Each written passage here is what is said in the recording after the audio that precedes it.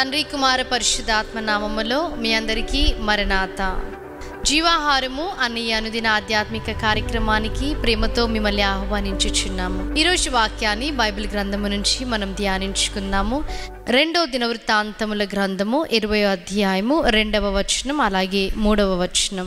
అంతలో కొందరు వచ్చి సముద్రము ఆవర నుండి సిరియనుల తట్టు నుండి గొప్ప సైన్యం ఒకటి నీ మీదికి వచ్చుచున్నది, చిత్తగించుము, వారు హససోన్ తామరు అను ఎన్గేదిలో ఉన్నారని యెహోషాపాతునకు తెలియజేసిరి. అందుకు యెహోషాపాతు భయపడి యెహోవా యొద్ద విచారించుటకు మనస్సు నిలుపుకొని యూదా ఎంతటా ఉపవాస దినము ఆచరింపవలెనని చాటింపగా.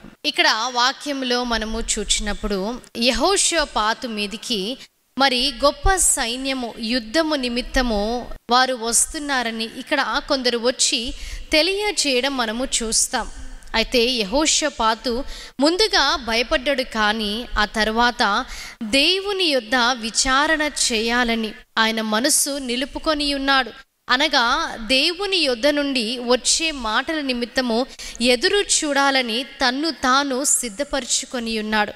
ఆ తర్వాత యూదా అంతటా కూడా ఆయన ఉపవాస దినమును ప్రకటించడం మనము చూస్తాం. శ్రమ వచ్చింది, కష్టము వచ్చింది. అలాగునే ఇక్కడ అనేకులు యుద్ధము నిమిత్తమై ఆయన దగ్గరికి రాబోవుచున్నారు. ముందుగా అయితే ఆయన భయపడి ఉన్నాడు, కానీ దేవుని మాటలు వినాలని ఆయన తన్ను తాను సిద్ధపరచుకొని ఉన్నాడు. రోమీయులకు రాసిన పత్రికలో మనము చూచినప్పుడు వినుట వలన విశ్వాసము కలుగుతుంది అనగా దేవుని మాటలు మనము వినినప్పుడు ఆ విశ్వాసము బలపడుతుందని వాక్యం సెలవిస్తుంది. కాబట్టి యెహోషాపాతు ఇక్కడ ముందుగా భయపడ్డాడు, కానీ దేవుని దగ్గర నుంచి వినడానికి తన్ను తాను స్థిరపరచుకొని ఉన్నాడు.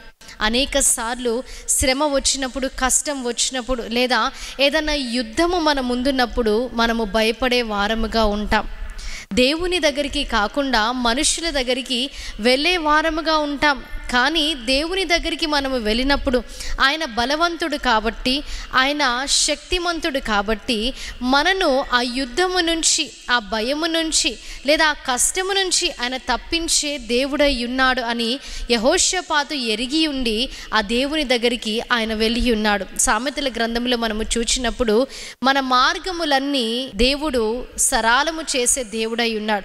అది ఎట్టి మార్గమైనా సరే మనం ఆయనకి అప్పగించుకున్నప్పుడు, అది ఎట్టి కష్టమైనా సరే, ఎట్టి నష్టమైనా సరే, అది యుద్ధ భూమి అయినా సరే, దేవాతి దేవునికి మనం అప్పగించుకున్నప్పుడు మన మార్గమును ఆయన సరళము చేస్తాడని వాక్యం సెలవిస్తుంది. కాబట్టి ఎలాగైతే యెహోషాపాతు మరి భయపడినప్పటికీ మరలా దేవుని దగ్గరికి వచ్చి ప్రార్థన చేసి మరి అక్కడ యూదా అంతటా కూడా ఆయన ఉపవాసము ప్రకటించి ఎలాగైతే ఆయన ప్రార్థన చేసి ఉన్నాడో మనమందరం కూడా అలాగున దేవుని దగ్గర నుంచి మనము వినే వారముగా ఉండాలి.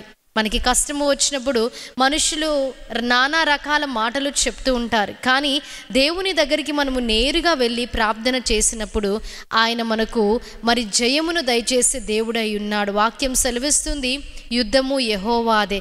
మనము సమర్పించుకున్నప్పుడు ఆ దేవుని దగ్గర సమస్తమును కూడా సమర్పించుకొని ఉపవాస ప్రార్థనలు మనము చేసినప్పుడు దేవుడు మనకు విజయాన్ని దయచేసే దేవుడిగా ఉన్నాడు. ఇటు వాక్య వర్తమానాన్ని దేవుడు మీ వినికిడిలో హృదయములో భద్రపరిచి దీవించి ఆశీర్వదించునుగాక. ఆమేన్. ప్రార్థన చేసుకుందాం. మహాగణుడా, మహోన్నతుడా, పరిశుద్ధుడా, మీకు స్తుతులు స్తోత్రాలు. ఉదయకాల సమయమున తండ్రి, ఎందరైతే వాక్యము విని ఉన్నారో మీరు వారిని దీవించండి. వాక్యం ద్వారా మా అందరితో మీరు మాట్లాడి ఉన్నారు. యెహోషాపాతు ఎలాగైతే తండ్రి మొదటిగా భయపడినప్పటికీ దేవా మీ దగ్గర నుంచి వినవలెనని ఆయన నిర్ణయించుకొని స్థిరపరచుకొని దేవా ఉపవాస దినమును ప్రకటించి మీ దగ్గర ఆయన ప్రార్థన చేసి ఉన్నాడు. కాబట్టి దేవా అట్టి స్థితిలో ఎవరైతే ఉన్నారో, కష్టాలలో, నష్టాలలో, లేదా యుద్ధ భూమిలో ఎవరైతే ఉన్నారో తండ్రి దేవా వారి నిమిత్తమే మేము ప్రార్థన చేయుచున్నాం. దేవా వాక్యము ద్వారా మీరు మాట్లాడి ఉన్నారు కాబట్టి స్థిరమైన మనస్సును దయచేసి మీ మీద ఆధారపడే శక్తిని మీరు వారికి దయచేయండి. విన్న వాక్యాన్ని ప్రతి ఒక్కరి హృదయంలో మీరు భద్రపరిచి దీవించి ఆశీర్వదించండి. యేసుక్రీస్తు నామములో అడిగి వేడుకుంటున్నాం ప్రియ పరలోకపు తండ్రి, ఆమేన్. అందరికీ మరణాత. దేవుడు మిమ్మల్ని అందరినీ దీవించి ఆశీర్వదించునుగాక. ఆమేన్.